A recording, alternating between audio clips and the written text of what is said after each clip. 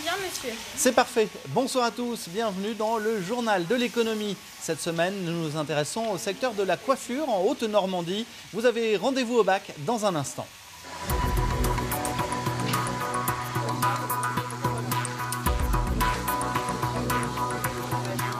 En Haute-Normandie, la coiffure représente 2200 entreprises et 2900 personnes sont employées dans ce secteur. Les futurs coiffeurs sont formés dans 9 établissements dans la région. Ils sont 750 élèves et apprentis dans le pôle coiffure de Petit-Quevilly où nous nous trouvons ce soir.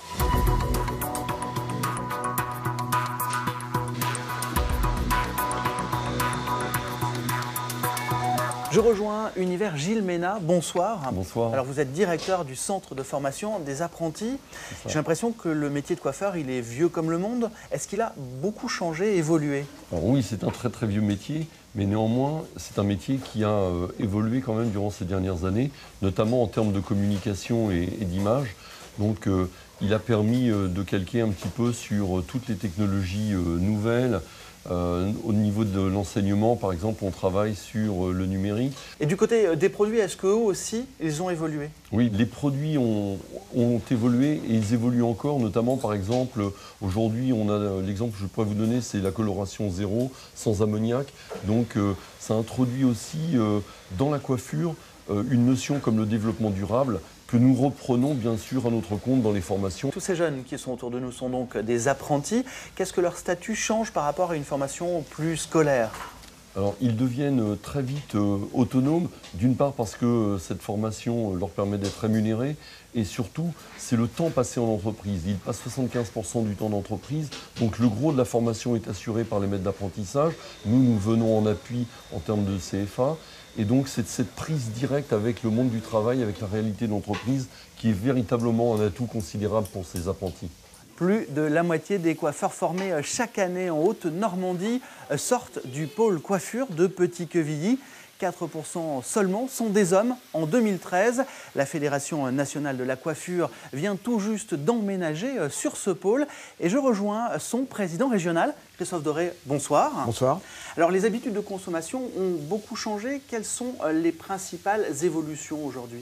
Aujourd'hui, la consommatrice vient moins souvent chez son coiffeur, puisqu'on est à moins de 5 visites par an pour les femmes dans les salons de coiffure, ce qui est important puisque nous avons perdu 2 visites en 4 ans, qui est quelque chose aujourd'hui de difficile à vivre.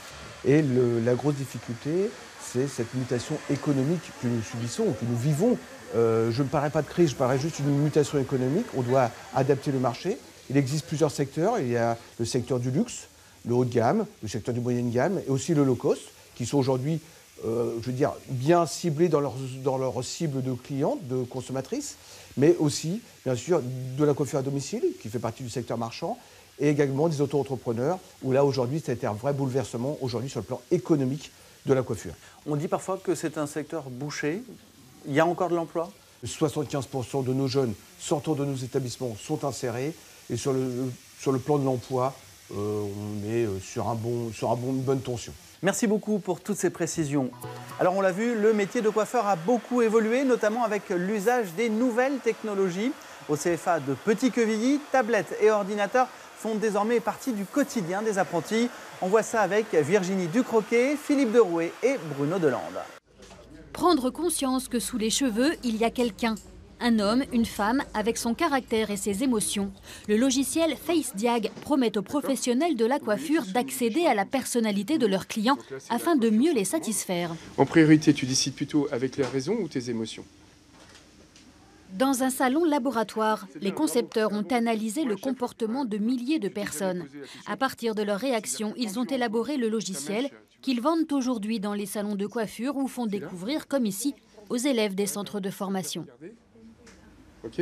Donc vous regardez bien le profil. On se fait une image dans notre tête, mais c'est pas forcément ce que le coiffeur va comprendre à côté. Et c'est vrai que je trouve que c'est beaucoup plus pointu. On est très doué dans tout ce qui est aujourd'hui coupe, couleur. Au niveau de la formation, comme vous pouvez le voir au niveau du CFA et tout ça, c'est très pointu, c'est très poussé.